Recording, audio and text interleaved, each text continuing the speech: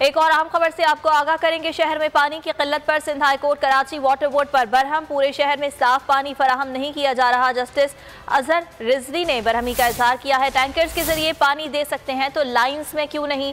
अदालत ने मजीद बरहमी का इजहार किया है। इसी बारे में बात करेंगे। शाहिद हुसैन हमारे साथ मौजूद हैं। शाहिद हुसैन, बताइएगा आज अदालत में क्या हुआ।